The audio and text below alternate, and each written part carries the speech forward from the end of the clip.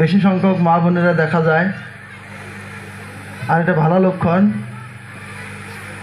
প্রথমে আমার পরিচয়, আমি হাজী মতিউর রহমান। বসিমাদা যারা এই সবার উপস্থিত যারা বউ আছেন, মা বোন আছেন, হয়তো তোমরা সবাই নতুন। এই বসিবান্ধা গ্রামটা আমি জন্ম হয়েছি হাবিরাঘাট, পশ্চিম ভোলার বিটা। আমার সমস্ত জীবনটা কাটছে এই বসিবান্ধা গ্রামের মধ্যে। আর প্রত্যেকটা বাড়ির আন্দাবাড়ির ঘরের হাড়ি চুলে শোক আমার জন্য রেডি আছে, কারণ আমার জীবনটাই আমি এই বসিবান্ধা গ্রামের মধ্যে কাটাছি। তো যাই প্রথমে আমার অনুরোধ, আমার পেশায় হলাম আমি একজন গভর্নমেন্টের অফিসার। আমি চালু করি এই এলাকার মধ্যে। আজকে অনেক স্কুল হয়ে গেছে।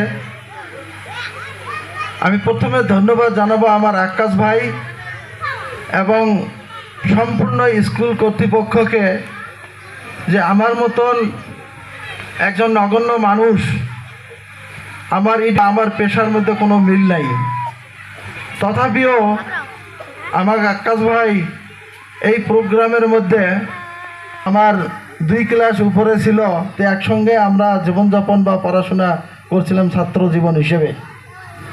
প্রথমে আমি আকাশ ভাইকে অনেক অনেক শুভকামনা জ্ঞাপন করব, কারণ একটা স্কুল খোলা এটা দুঃসাহসিকতা, বড় কষ্টের জিনিস। সে এরকম একটা এই জায়গার মতন জায়গার ঝুঁকি নিয়েছে, এটার জন্য আমার অনেক অনেক ধন্যবাদ এবং দোয়া থাকলো। যারা মা বোন আছেন, আমি মনে করব যারা ভাই আছেন, যারা এই সবার মধ্যে আছেন, বাচ্চাগুলো একটু চুপ করে দিবেন। আর আমি যে কথাগুলো বলবো, সবার সম্মানিত সভাপতি আমার স্যার আমজাদ হোসেন সাহেব এবং মঞ্চে উপবিষ্ট গণ্যমান্য ব্যক্তিগণ, সবাই উপস্থিত অভিভাবকগণ এবং SS open mind school academy গলাদিগলি পার্ট 2 সম্মানিত শিক্ষকগণ, তাই আমি শিক্ষার বিষয়টা নিয়ে যতটুকু পারি কিছু কথা বলবো ইনশাআল্লাহ। শিক্ষা একটি ব্যাপক অর্থের শব্দ। আমার মতো নগণ্য একটি মানুষ এই বিষয়ে কথা বলা এক দুষ্কর ব্যাপার, তথাপিও আমি চেষ্টা করব কিছু কথা বলার জন্য। আমি সভাপতিকে শুকরিয়া জানাই আমাকে এই সুযোগ দেওয়ার জন্য। যেখানে স্কুলের সঙ্গে একজন দ্বীনি মাদ্রাসা আছে, এটাও একটা বড় আমাদের জীবনের অবিচ্ছেদ্য অংশ। একটা উচ্চশিক্ষিত আছে, তারা ভালো করে শোনো যে শিক্ষাটা কি জিনিস। আল্লাহ পাক মনে করলেন যে পৃথিবীর স্থিরতা বা এই পৃথিবীর সমতা রক্ষার জন্যে আমি একজন নবী পাঠাবো।